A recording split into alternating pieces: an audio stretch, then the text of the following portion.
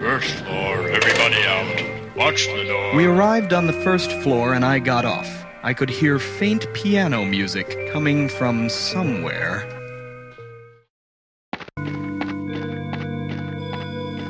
The room was crawling with vermin. It was one of Vasellini's boys. Spectre, you're a hard man to locate. Secretary told me I could find you here. Time's up, Gumshoe. Mr. Vasellini's authorized me to pick up on all outstanding home improvement loans. I wondered if I should warn him. What do you think, I'm stupid? It got him, No! whatever it was. I grabbed the gun and ran into the next room.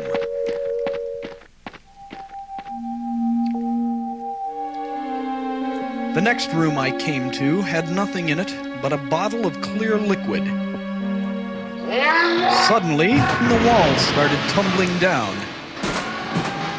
Smashing through the wall was my buddy the gangster, now some kind of zombie. I struck a match and tossed it his way. That seemed to discourage him.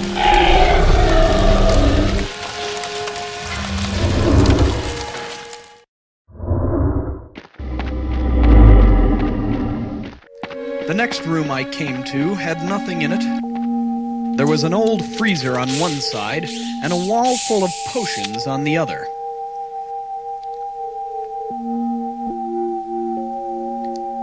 Just as I started to examine them, I heard a scream.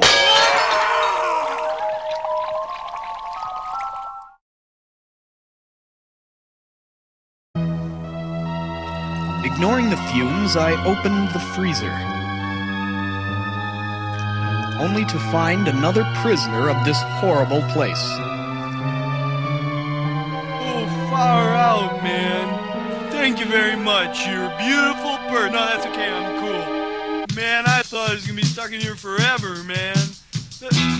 There are some crazy people running around this house, man. Couple of chicks you gotta watch out for. You know, if today's Thursday, I gotta be at a Jefferson Airplane concert on Thursday. Well, I gotta get back to my brother's house. He lives in Fresno. You wouldn't have a car by any chance. You wouldn't be going near Fresno area. Fresno's really not that far.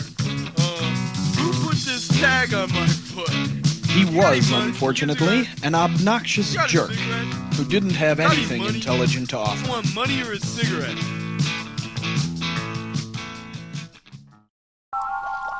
Hey man, you don't want to be messing with those chemicals, man. They're bad for your karma. I read the labels: extra strength potion, instant steak pill, anti-grav tablets.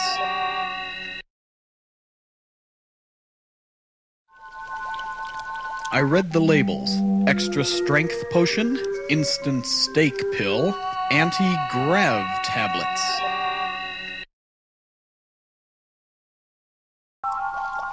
Hey man, you don't want to be messing with those chemicals, man. They're bad for your karma.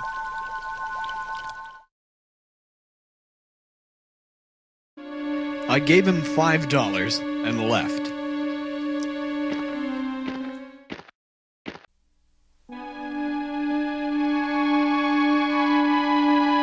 As I ran into the next room, I heard the scream again. Returning to the hall, I glanced up to where the sound came from.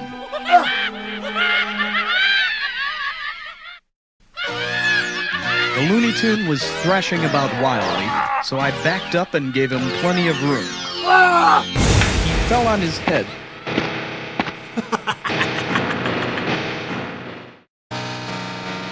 I ran through the door and found myself near the elevator. I pushed the button and waited. There was a green door to my left and a stairway to my right.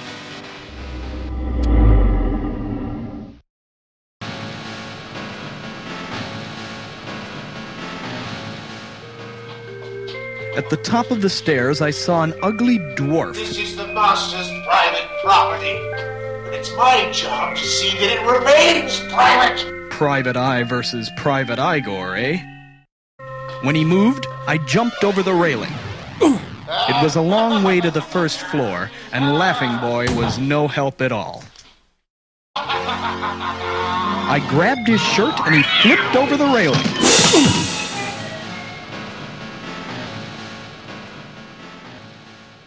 The second floor looked dark and uninviting.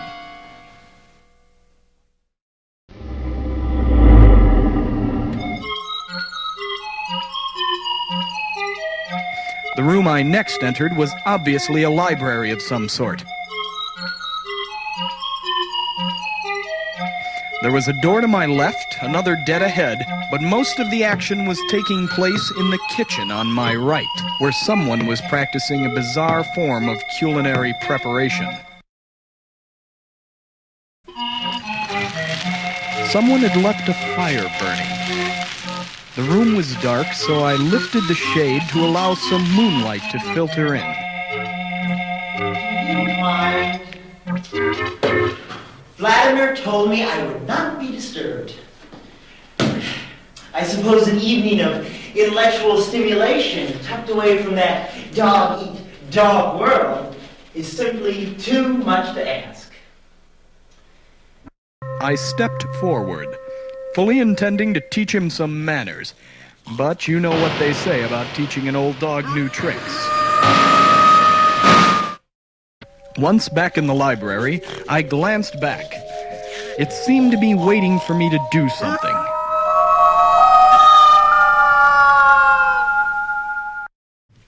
I grabbed a stick and whistled a few times.